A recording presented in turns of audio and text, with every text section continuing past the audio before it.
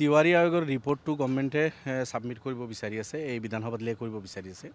এইটো কথা আহিছে যে 87ত বোলে এবাৰ প্ৰফুল্ল মহন্ত ডাঙৰীয়া আছিল তেখেতে মুখ্যমন্ত্ৰী, এইটো লে কৰিছিল বুলি কৈছে, কিন্তু তেতিয়া কপি দিব পৰা নাছিল। তিৱাৰী আয়োগৰ ৰিপৰ্টটো জাষ্ট অফিচিয়েলি লে কৰা বুলি ঘোষণা কৰিছিল, কিন্তু তিৱাৰী আয়োগৰ প্ৰতিবেদনৰ কোনো ৰিপৰ্ট তেতিয়া চৰকাৰৰ হাতত নাছিল, কোনো এজন বিধায়ককো দিয়া হোৱা নাছিল, যাৰ কাৰণে এইটো বাহিৰত এভেইলেবল নহয়।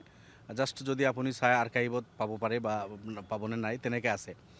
আমি বিচাৰিছোঁ যে যদি গভৰ্ণমেণ্টে তিৱাৰী আয়োগৰ প্ৰতিবেদনটো লে কৰে, ইয়াত ডিছকাশ্যন হ'ব লাগিব, ডিছকাশ্যন দিব লাগিব আমাক।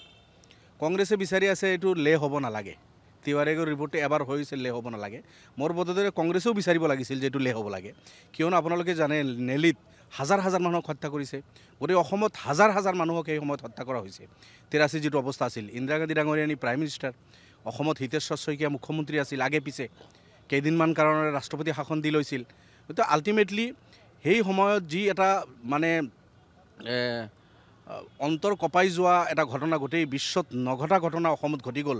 হাজাৰ হাজাৰ ইন'চেণ্ট মানুহক হত্যা কৰা হ'ল, বিশেষভাৱে নেলিত কেইবা হাজাৰ মানুহক, যদিও ৰিপৰ্টত 1800 কৈছে, অনানুষ্ঠানিকভাৱেতো কেইবা হাজাৰ বুলি বিভিন্ন প্ৰতিবেদনত এই কথাখিনি আহিছে। ইয়াৰ কাৰণে কোনো এটা প্ৰতিবেদন এতিয়ালৈকে পাব্লিকৰ সন্মুখত নাই। এজন মানুহৰ নামত কেছ নহ'ল, যিকেইটা কেছ হ'ল সেইখিনি আকৌ উইথড্ৰ কৰি লোৱা হ'ল।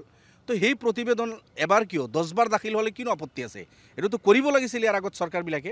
গতিকে তিৱাৰী আয়োগৰ প্ৰতিবেদন যিটো গভৰ্ণমেণ্টে দাখিল কৰিব বিচাৰিছে, মই ভাবোঁ কংগ্ৰেছে ৱেলকাম জনোৱা দৰকাৰ, যিটো বিৰোধ কৰিব নালাগে, আৰু সেইটো আহিলে ডিছকাশ্যন হোৱা দৰকাৰ। তাৰ ওচৰত ডিছকাশ্যন অকল প্ৰতিবেদন এই গভৰ্ণমেণ্টে যদি এইটো প্ৰতিবেদনটো ছাবমিট কৰিয়ে যদি দায় শেষ কৰে, সেইটো নহ'ব।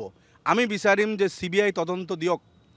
এই যিটো নেলীৰ গণহত্যা হ'ল বা অসমত যিটো পৰিস্থিতি হৈছিল, কিহৰ কাৰণে হ'ল, হত্যাকাৰীবিলাক কিয় হাৰি গ'ল, ইয়াৰ ওপৰত এটা CBI তদন্ত যদি মুখ্যমন্ত্ৰী ডাঙৰীয়াই প্ৰতিবেদন ছাবমিট কৰাৰ লগে লগে দিয়ে, মই ভাবোঁ তেতিয়াহ'লে অলপ সাৰ্থক হ'ব।